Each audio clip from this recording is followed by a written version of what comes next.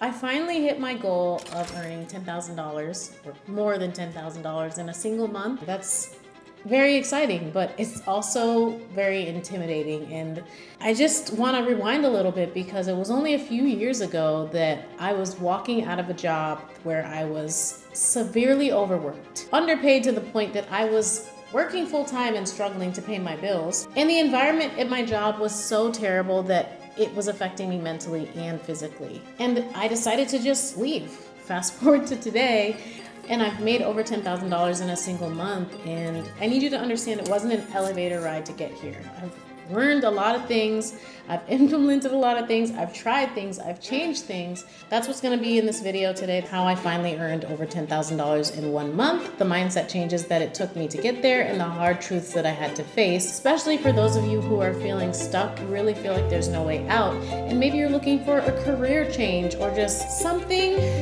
that excites you when you wake up in the morning that you can actually support yourself with. I know what you're thinking. You want to know how I did it. How did you finally reach that goal? Like, what did you actually do to make that money? Was it dog walking? Was it Uber? No, it wasn't. And actually, it's very simple. If I break down my income for the month, that part-time job that I work 2 to 3 days a week, that makes up about 60 to 70% of my income. Freelance videos and taking on clients for digital and creative work, that's what actually pushed me to get to that point. But when this mindset shift happened for me, I started focusing on the work that I was actually doing, creating more of a portfolio so that I could show my value instead of trying to sell my value to somebody else. One of the managers at my job noticed that I was constantly working on content and approached me about making content for the restaurant. I did a couple of mock-ups for them and they really liked it, and they liked it so much that they wanted to become regular clients. I was able to leverage that to earn me some more clients. It sounds really simple. It also sounds a little lucky, and frankly it is, but that's kind of how luck works. You just put in the preparation and eventually the opportunity comes about, and that equals luck. I truly believe that. Leading up to that point, things were very difficult. Between working my part-time job in a restaurant, freelancing with video editing projects and just creative work, and then creating content. One, I wasn't able to keep up with everything, but two, it just seemed like I was always hustling, and the effort that I was putting in didn't match up to the financial reward that I was receiving. But the major change really came about when I realized one thing, and this is actually the first mindset shift that I had. $10,000 is not a lot of money. It was just past the holidays. I got hit with 3 major bills that were just like crushing, to the point that I had to put them on my credit cards, and it was like a huge financial weight.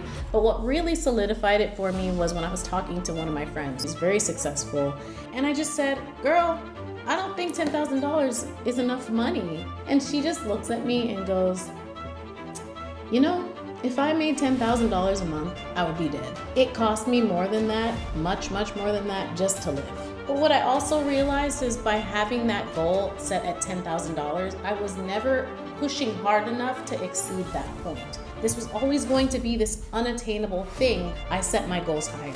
And in doing so, that allowed me to think of different ways to bring in money and ways that I could scale what I was already doing. I started to move differently because I recognized that the goal that I had set myself wasn't high enough. This conversation with my friend was so profound because what she was really saying is that she operates at a level that is far beyond $10,000 a month, that she couldn't even fathom setting her goal so low because it wouldn't even cut it. It wouldn't even be a scrape in the barrel for her. And that's what I realized, is this is the way that wealthy people think. They invest in assets, things that allow them to scale without having to trade their actual time. And that led me into my next mindset shift, which is that hard work is the only key to success. When you're growing up, you're always told that if you work really hard, you're gonna get rich and buy that dream house and have the life that you want, and that's all it takes. Instead, you're recognized for the strength that you have, but more is put onto your plate. And it just feels like you're running in this hamster wheel and you never actually get anywhere. Meanwhile, your boss, who has no idea what the day-to-day workflow looks like, is earning even more money than you, depending on how you look at it, does a lot less work. And that's because of the fact that working hard looks different depending on what you're working on. Hustle is important. But hustle without strategy just leads to burnout. You have to work smarter, not harder. If you're running around and doing a bunch of different things and starting a task and not finishing anything, you're working really hard, but you're not actually getting anything done because you don't have a strategy. You don't have a method to the madness. Eventually, you're just gonna be stuck in the same place, and you've noticed that you haven't actually gone anywhere. So once I actually started taking intentional action, that's when I started to see the results. I started to get more clients. I started to have more opportunities present themselves for me to create more income.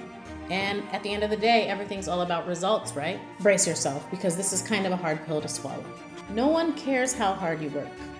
I know, devastating, right? The fact is, no one cares how hard you work. They only care about the results that you provide. It's pretty self-explanatory, but it's very painful to hear because a lot of times we equate the work that we put in or the passion that we put into something as being as valued to the person that we're creating it for or the business that we're creating it for, but that's not the case at all. If you do a lot but don't produce any results, you might as well have done nothing at all. If you pay somebody to build you a house made out of bricks and they turn around and build you a house out of mud, do you think you can just go up to them and say, oh, but I worked really hard on it. What do you mean you don't like it? No, because they asked you to make them a house out of bricks. You working day and night and as hard as you can to make a mud house doesn't make the results what they want. It doesn't show as a successful result to them.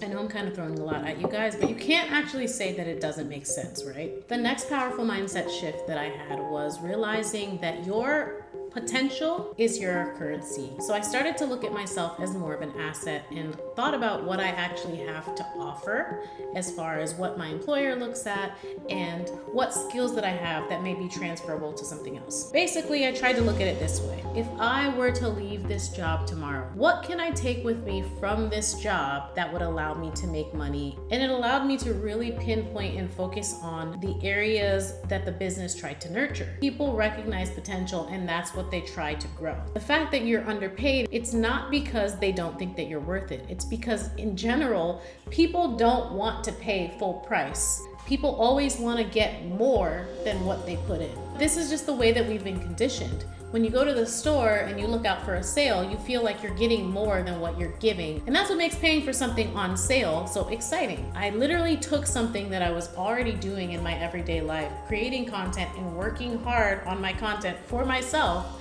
which wasn't yielding the results that I wanted.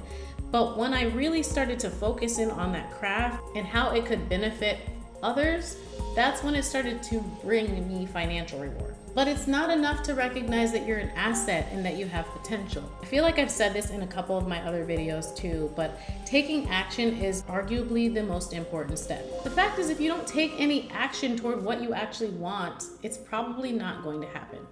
By leaving it in the hands of somebody else who's satisfied with the way things are, the likelihood of that changing is very, very slim. So you kind of have to take it into your own hands and do something about it. Whether that's asking for a raise, taking on responsibility in an agreement that you will earn more compensation. That's what I did at my job. They approached me about it. I agreed to take on the responsibility in exchange for a compensation that I believed was fair for the work that I was putting in. I did mock-ups for them. I showed them, instead of telling them what I could provide, I showed it. And when they saw that, when I asked for more money, it wasn't a problem at all. But the difference is I asked. I took the action, I took the steps, and that's what made things start to change. Thinking it in your head is not enough. You actually have to put it into the tangible real world if you expect any results. It's just a matter of holding yourself accountable, becoming consistent, and taking the action to get to the life and the financial goal that you want. In one of my more successful videos about me quitting my job, someone was going back and forth with other people, and in one comment he said, "You shouldn't be telling people to follow their dreams. It's not really practical. My 9-to-5 carried me for this many years, and it allowed me to buy a home and to have a family and do all these things." And that's really beautiful for that person. I don't think that a 9-to-5 is the ideal way for people to achieve their goals anymore. The person was talking about everything that they were able to do in the last 30 years by just having a 9-to-5, but that's just not enough. People were able to buy homes back then. One person could support an entire 4-person family back then. But the world has changed so much and the cost of living has gotten so high at this point that simply going to work, clocking in and clocking out at 5, that's not really a reality for a lot of people out here. That dream that he's saying that I shouldn't encourage people to follow is the very thing that allowed him to have stability in his life, because his 9 to 5 started out as somebody else's dream. So the next time that you doubt yourself or you have an amazing idea and you want to go for it, but someone's like, well, that's not really practical. Don't follow your dreams. That's not going to bring you money. People are doing it every single day. I'm doing it. You start somewhere. It's all about stepping stones. But you just have to have the courage to take the first step and to believe in yourself. Starting is 95% more effort than people ever do. The difference is you have to be willing to hold yourself accountable to yourself. And that's one of the hardest things that I think I've had to learn. And that's really everything I wanted to share with you guys in this video. I truly hope that it helps some of you out there, especially if you're feeling stuck in a job that doesn't make you feel fulfilled and you have no way out. The fact is, you have to remember you have all the tools that you need. And if you don't feel like you're prepared and have that little bit of spice to really set it off, then go get it. The bottom line is sometimes it's up to you to change the trajectory of your life. And if you're not willing to take ownership of it, then life is just gonna happen to you. You see, this journey was not about some magic pill that I swallowed that got me the success I was seeking overnight.